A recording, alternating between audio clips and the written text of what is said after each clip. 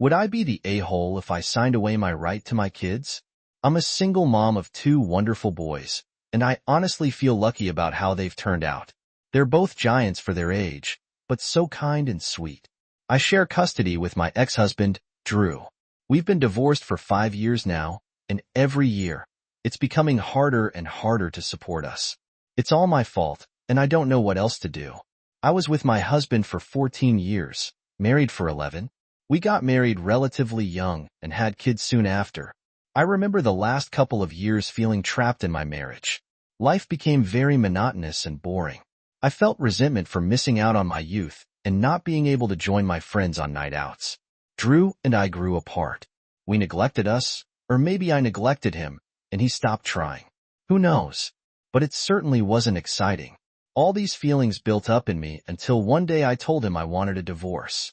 I couldn't imagine living another month like that, let alone the rest of our lives. He begged for us to try to work it out, maybe go away somewhere, but once I said it out loud, I felt like I had a purpose. Once he realized there was no going back, he said we should split amicably. I'm not proud of the way I acted back then. I got a lawyer and went through with it. In the end, we split the assets, including the proceeds from the sale of the house, evenly, and shared custody of the kids, just like he offered. I got child support, only $19 more per month than he initially offered, no alimony, and a pile of attorney's fees. The first few months after the divorce were great. I had a good support system, plenty of babysitting options, as everyone was trying to be supportive. Friends took me out, keeping my mind off things and helping me make up for long-lost time. But after a while, the help dried up. Everyone became busy with their own problems. It was much harder to make ends meet on a single income. The apartment I rented was a big downgrade from our house. I was tired all the time. Whenever Drew had the boys, I would just end up watching TV and lying around instead of going out. I've had one semi-serious relationship, but it's extremely hard to meet men who are serious about building something. Drew became very distant. I've heard of co-parenting situations where exes get along great, not Drew. He never responds to my texts unless it's about the kids. As the boys get older, they're enrolled in 3 sports each, and there are more and more expenses. I can't afford to buy them everything they need, not even half of it. Last month, I finally talked to Drew about it. I asked him to be more involved in their lives, especially financially. Drew flat out refused to contribute any more beyond child support and what he pays for when they're with him. I explained that I simply can't keep up with everything. He finally said they're welcome to stay with him full-time, and he'll cover all their expenses and be wholly responsible for them if I give him full custody and sign away my rights. He said I could still see them whenever I like, but I wouldn't have any legal rights. I know the boys would love to live with him. They're too nice to say it outright, but it's obvious that Dad is the favorite parent. Am I an a-hole for even considering this? Would I be the a-hole if I went through with it? To answer some questions people have, yes, I have tried to talk to Drew about modifying the custody agreement. He refused any change to our current arrangement unless I sign away my rights. I also talked to Drew about increasing child support and told him I'd go to court. He said, "Go ahead, you'll end up with less after last time." I'm very hesitant to go down that road. I don't want to tell the kids to drop an activity they love because I can't afford it. Now, for the top comments, you don't sign your rights away. You can legally give him full custody with visitation. Then she also better be prepared to fork over child support. Why, Ellie? Why would your ex talk to you about anything other than the kids? He's your ex, of course. Kids cost money. Get a second job if you need more money. Instead, you're looking to build a serious relationship with someone. Really? It sounds like you just want to dump your kids on your ex and pretend you're a teenager again. It sounds exactly like this. I realize that every situation is different, but if the dad pays half the expenses and child support and she still can't make ends meet, it sounds like she may not be working. In this situation, you have to find a source of income. Also, I agree. She sounds like she wanted to relive her youth but figured out she couldn't just go back inside and regrets it now. Why is she texting her ex about anything other than the kids? Sorry if this is harsh, but you can make this work if you're able to get a job to supplement the support you're receiving, even if it's difficult. It's easier than giving up your kids, or at least it should be. He only talks about the kids. What do you think co-parenting is? You chose to divorce him. You don't get to have him act as your husband just because you feel lonely. You need to get over your feelings, and maybe you're right in thinking your kids will be better off with their father. I think this happened because Op lawyer up and played hardball, only to get a predictable amount of child support. It has made the ex resentful, and rightly so. I would deal with someone at arm's length if they were unduly litigious with me. Yeah, sounds like Dad already punched the numbers into the state's website and thus offered her what the state would order. She instead got greedy and went to a lawyer in order to get more than what the state says she should get, as well as alimony. The lawyer knew they wouldn't get more, but happily went along in order to get billable hours. Next story. Am I an a-hole for calling off my wedding after my fiancé's surprise gift? I'm 30, female, and have been engaged to my fiancé, Mark, 32, male, for about a year. We've been together for 3 years. I've always known Mark to be a bit unconventional. He's very creative and sometimes takes things a little too far in the name of surprise or excitement. Most of the time, I love his adventurous spirit, but this time, not so much. A couple of weeks ago, we had a small get-together with some close friends to celebrate our upcoming wedding. Mark mentioned he had a surprise for me, which I figured would be something sweet, like a heartfelt gift or maybe a romantic gesture. As the night went on, after a few drinks, Mark finally revealed his gift. He pulled out what looked like a box from a special jewelry store. My heart rose with excitement. I assumed it was a lovely bracelet or a special memento for our wedding day. But when he opened the box, I was absolutely stunned. Inside was a key to a house he had supposedly bought for us. I was taken aback because I had no idea he was even looking for a real estate. My first reaction was one of shock and confusion. I thought this was a huge decision that we should have discussed together. As I processed the moment, I realized the house wasn't just any house. It was a fixer-upper on the outskirts of town. While I understand that a fixer-upper can be a great investment, this particular house needed a ton of work, major renovations and repairs. Frankly, I had no desire to live there. Mark hadn't consulted me at all before making this purchase, and I felt blindsided. Normally, I would be overjoyed about investing in our future together, but the fact that he made such a significant commitment without involving me crushed me. I quietly took the key and told him we needed to talk. As we stepped outside, I expressed how hurt I felt that he had made such a big decision without discussing it with me first, and that it felt like a violation of trust. Mark got defensive and insisted that this was a wonderful surprise, a gift for us to start our lives together. He said I was missing the bigger picture and that I should be excited about our future. Honestly, I just felt overwhelmed and confused. I told him I didn't think we were ready for this and that we should focus on our wedding first. After a heated argument, I made a gut-wrenching decision to call off the wedding. Mark was devastated, and our friends were shocked. I had just ruined what was supposed to be a happy night, and I felt horrible. Since then, Mark has been trying to reach out, saying he wishes we could talk it over.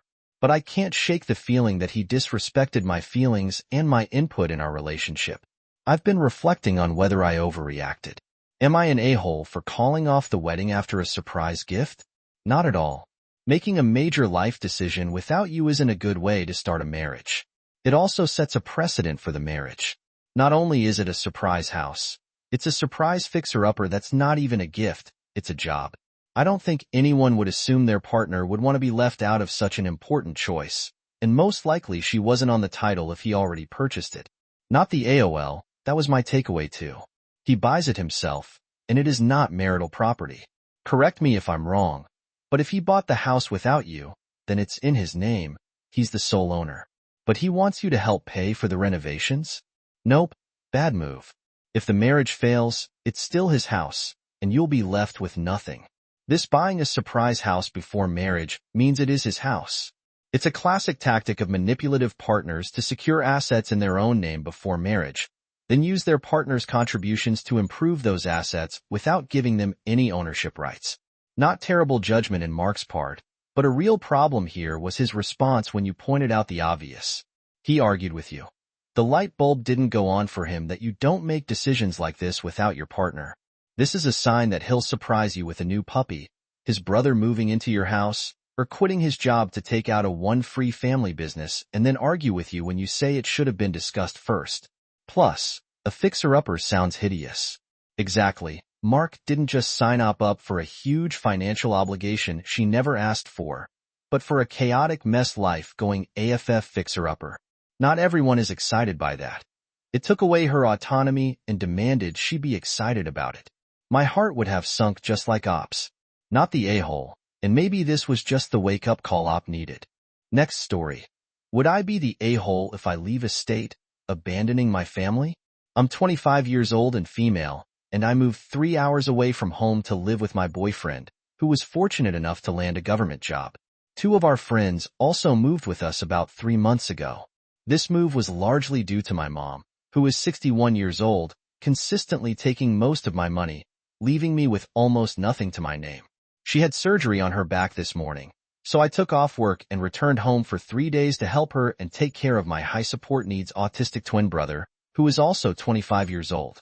My 2 aunts, Amy, 63 years old, and Beth, 69 years old, and I were all under the impression that my mom would be discharged tomorrow morning. However, after the surgery, the hospital informed Aunt Amy that my mom wouldn't be released until the day after due to the high level of pain she's experiencing. The issue is that I am due back at work that morning at 9 a.m. The day before her surgery, my mom dropped a bombshell on me. She said I owe her $6,000 before she will take her name off the car we co-own. I was 17 with no credit when it was first purchased, and the down payment came from my dad's life insurance. Between this demand, rent, and my upcoming car insurance payment, I cannot afford to take more time off work. Both my mom and my aunts are calling me selfish for needing to go back home to work. They're insisting that I call in and request emergency family leave, which, to my knowledge, isn't an option at my company. They want me to stay and care for my brother. Well, it's true that illegally cannot be left alone. He attends a day program from 9 a.m. to 2 p.m. 4 days a week, including the next days. This means my aunts would only need to watch him for part of the day. I even offered to leave later in the day, as I'm comfortable with it. Driving in the dark in my new area is challenging for me. But this was also seen as not enough. I feel conflicted. While I don't want to potentially leave my brother without proper care, my aunts have already admitted they don't want to stay overnight with him. Aunt Amy refuses to stay at our house because of the puppy my mom recently got, while Aunt Beth claims she'll get sick if she spends too much time around my brother, citing the number of people he interacts with at the same time. I have a life I'm working hard to build, and I can't afford to jeopardize my job and financial stability. So, would I be the a-hole if I go back home to work and leave my brother in the care of my aunts for a day? Now, for the comments. You have 2 aunts who can step in until your mother goes home. Go back to your new life. You will not be the a-hole. It's time your mother understands you are moving on. You're right. It's time for your mom to understand that you're an adult with your own life. You can't be responsible for her and your brother all the time. Your aunts are adults too, and they need to step up. You're not abandoning your family. You're taking care of yourself. You've got a job, a life, and a future to build. Don't let them guilt you into staying. You're not the a-hole here. Not the a-hole. Your mother has told it more than enough from you. I don't even know why you would go back to help her in the first place. Seriously, this sounds like a lifetime of nightmares and abuse. Cut her off, give the car back, and make a break. I have obligations that I cannot and will not set aside. My mother is forcing me to pay back my car deposit and is holding it hostage until I do. Since she took the majority of my earnings when I lived with her, I have no savings. The money I earn pays my rent and bills. I will not be staying to help because I have a responsibility to myself first, and then to my roommates who rely on me to pay my share. A friend will not be staying there. There are 2 of you. Figure it out. Aunt Amy, the dog isn't that big of a deal. Deal with it, and Beth, wear a mask if you're concerned about getting sick. Those are my suggestions. Then leave. Last story. Am I a-hole for having another kid and not spending enough time with my daughter? I, a 29-year-old male, serve in the U.S. Air Force and currently live in the U.S., but my 7-year-old daughter lives in Switzerland with her mother. Her mother and I met when I was stationed there, and our daughter was born during that time. When my assignment ended, I had to return to the U.S., and we agreed that our daughter would stay in Switzerland as her mother could provide a more stable environment. For the past 3 years, I've been in a relationship with my girlfriend, and we recently welcomed a baby boy who is now 3 months old. While I'm thrilled about having another child, My daughter has been struggling with the changes. I visit my daughter a few times a year and video call her multiple times a week. We've always been close, but since I told her about the baby, she's been acting out during our calls. She's distant and often refuses to talk about anything. When I visited Switzerland recently, she was cold, avoided spending time with me, and said things like, "You don't love me anymore, and your new baby is your real family now." Her mother has also told me that she's been misbehaving at school, getting into trouble, and becoming increasingly withdrawn. Her mother blames me for her behavior, saying that our daughter feels abandoned and replaced by the baby. She argues that I was selfish for having another child when I already struggled to spend enough time with her, suggesting that I should have focused on strengthening my bond with our daughter instead of starting a new family. I've tried to reassure my daughter that I love her just as much as ever during my visits. I've spent one-on-one time with her and tried to make her feel special. I've also suggested bringing her to the US for an extended visit, so she can see where I live and meet the baby on her terms. Her mother thinks this isn't enough and says our daughter needs more from me, now, not later. Balancing everything has been incredibly hard. My Air Force duties are demanding, and while I've done my best to stay connected, I know it's not the same as being there in person. At the same time, I want to be present for my girlfriend and our baby, who also need me. Am I an a-hole for having another child and not being able to spend as much time with my daughter as she needs? This is complicated. You're not an a-hole for having another child, but your daughter is a child who misses having a full-time father. Seeing that her brother will have a full-time dad when she doesn't hurts her deeply. Ideally, you would live in the same country or even city, so you could be as present as possible. Annual visits and video calls can't replace the day-to-day presence of a parent. Honestly, I don't know what the solution is for your situation exactly. Kids internalize this so much. My guess is she doesn't see this as the situation being complicated because he can be a full-time dad, just not to her. Man, it sucks for a poor girl. My question is, why are there 2 kids and 0 commitments? It's like you have no clue that condoms exist. You knew you weren't going to stay in Switzerland, but you decided, hey, I'll just go have unprotected sex with anyone. And if she gets pregnant, then whatever. Now you're back in the States doing the same thing. Are you going to do the same thing at the next place that you were stationed at? You are most definitely an a-hole. Your daughter is heavy, and you never thought about how having a part-time dad would affect her until now. You're the a-hole for not coming up with a real plan all this time, and for having another baby before resolving the issues with your first child.